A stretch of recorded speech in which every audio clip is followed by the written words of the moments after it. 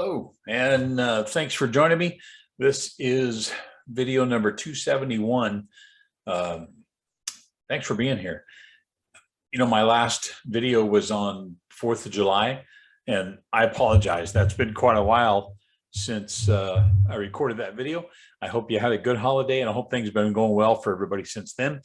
Okay, first off, to the lack of videos that I've done. It's been real busy on the home front. Had a lot going on. I lost my mother this past Thursday night, late in the evening.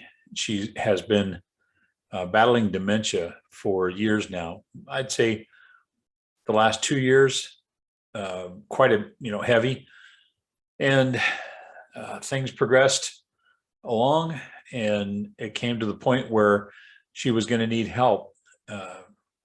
So she had 24/7 care at home. The weird part is she didn't feel comfortable at home. And it's ironic because most people would like to end their days in their home, in their own bed where they feel comfortable. And my mother's dementia placed her focus on feeling that she wasn't in her home. She felt constantly that she was in somebody else's house and that they were going to come home and have her arrested and put her in jail. So you can imagine the amount of stress and anxiety that would put you through. And no matter what we tried to tell her, she wouldn't believe that she was in her own home, even though she was. So things progressed, and I'm not going to share all the details with you, but things progressed to the point where the 24/7 care at home was not going to be enough for her anymore. So she went to a care facility, a large one, and was there for a couple of weeks. And then we tried bringing her home again, and that only lasted maybe a week. So she went back to the facility, large facility. When I say large, I don't know how many people are in there, but I don't know, gosh, when I was a kid, we called them retirement homes or convalescent hospitals or whatever. And I'm totally blanking on what we called it just recently. And of course, they can't keep her forever. So we ended up interviewing some different, we call them senior sorority houses. And here in California, and I'm sure everywhere else in the country, they can get zoning for a regular house in a residential area to have what they call guests or clients. And I think they can have 5 or 6 in a home, depending on how many bedrooms there are. So we looked at a few, and we actually found one right here in the harbor by our house, technically within walking distance. I could ride my bike and be there in about 5 minutes. So we did take her there, and she had her own bedroom, and things didn't progress quite the way we had hoped. She started deteriorating rapidly, and continued over the course of just a little over 2 weeks. And she was admitted to hospice, which means she's still in the same place, but the hospice protocol takes over, and that's where they do things a little differently. And so we got the call around midnight on Thursday that she had passed away. And I pray for my sister every night, my younger sister, who was 5 nights a week, took care of my mother, stayed at her house and took care of her. She took care of both my parents. My dad, you might remember, passed away in January. And so she spent many, many hours taking care of my parents. My older sister also invested so many hours taking care of mom and dad. As you know, I had my own health issues to deal with as my dad lost his battle and passed away. This time around was a little different because we knew mom wasn't going to be with us that much longer. So I was able to talk to her and tell her that I loved her, and she was still coherent enough to tell me that she loved me too. And it sucks. Absolutely sucks. You know, it's been a crap year. Been a crap year so far. And so, and things around my house are a little different right now. My wife's asked me not to divulge a lot of details. I will just say this: she was in a car accident, and we're looking at probably 4 to 5 months of recuperation for her. Could have been so much worse, so much worse. So I thank God every day that her injuries, although bad, were not as bad as they could have been. And so now I'm taking care of her, and that actually requires quite a bit of time and energy. And you know, I'm not big on energy; don't have a ton of it.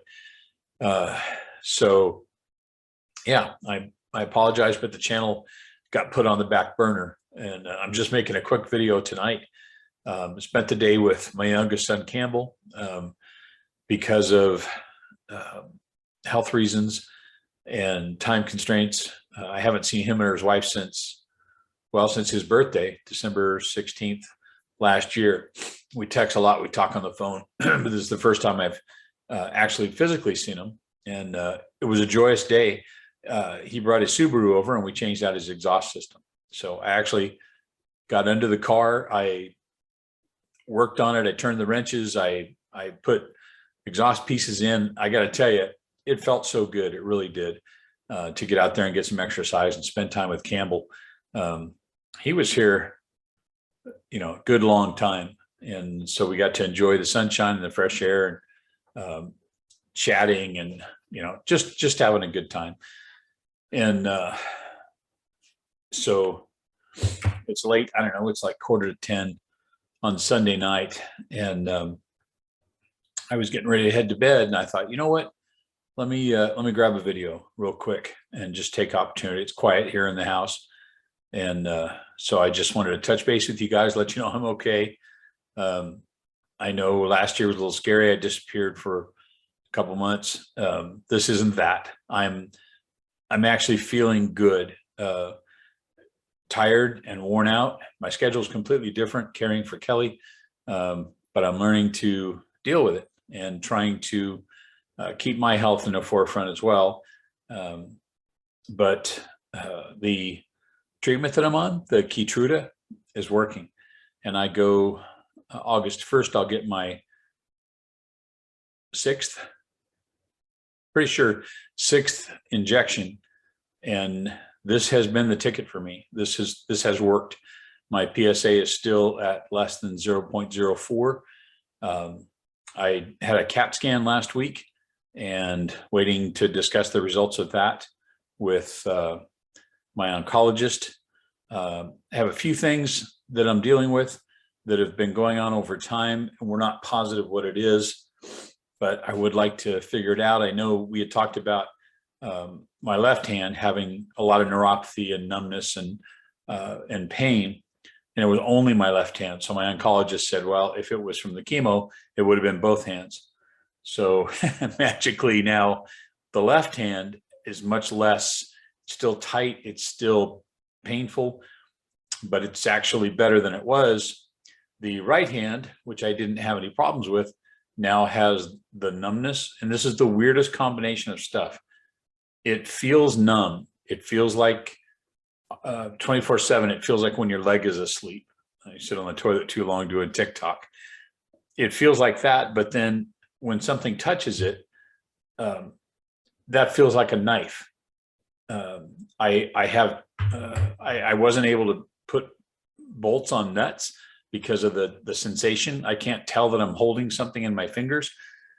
So that's been bad. I've had shooting pains through my arm and into my shoulder. So we're going to have to get to those. But honest to God, I am not complaining. I'm just telling you what it's like. I was out golfing with a buddy of mine, Jack Smith, who you all know from Arizona, a couple of weeks ago. He was in for the birth of his latest grandchild.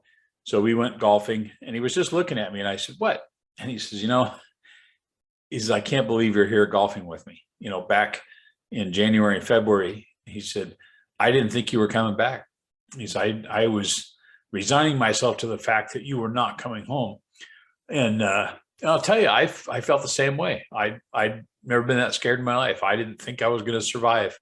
And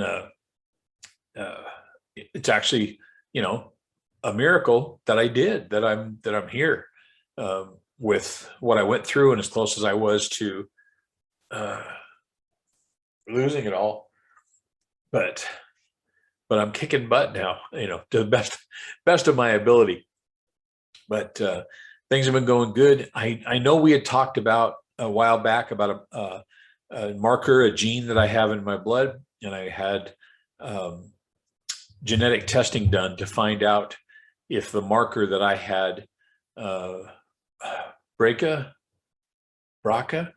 and I apologize, I'm tired. I just can't remember the name of everything, but it's the gene for breast cancer, and men can carry that because it also is the gene for prostate cancer. And so I went through genetic testing to find out if I had it, and if I did I pass it along to my kids. So they did the genetic testing, took all the blood tests and everything. We did just this real, I want to say invasive, but it sounds like a bad way to describe it, but a very in-depth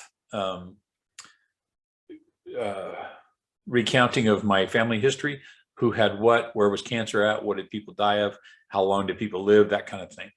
And I did get the results back for that. And what happened was my cancer mutated my gene and made it look like the breast cancer gene, which means that it's not inherent in me, which means I didn't pass it on to my kids. So my kids they don't have any more of a chance of cancer than, they would have had a much greater chance of prostate cancer or breast cancer if I had passed that gene along to them. But since I don't have that gene naturally, and it was mutated by the prostate cancer, then I'm okay. So that's kind of where I'm standing right now. I know that there's other things that I'm forgetting to cover with you guys, but this is just a quickie, just to say, hey, I'm still here.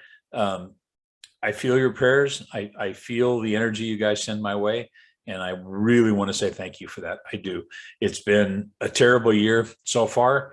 I would say it can't get any worse, but you know what? It always could.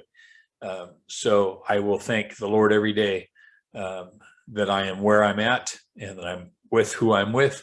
And I thank God every single night for all of you, and for all of my family, and for all of my friends, and my surfing friends, and my car club friends, and my samurai group friends, that are all praying for me, that are all pushing for me, that are all pulling for me, that are all offering positive thoughts, all the things that I always thank you guys for, the prayers, the positive thoughts, the good juju, the aloha, the shaka, everything. I thank the Lord for that, because I honestly, in my heart, believe that it's making a difference. I do.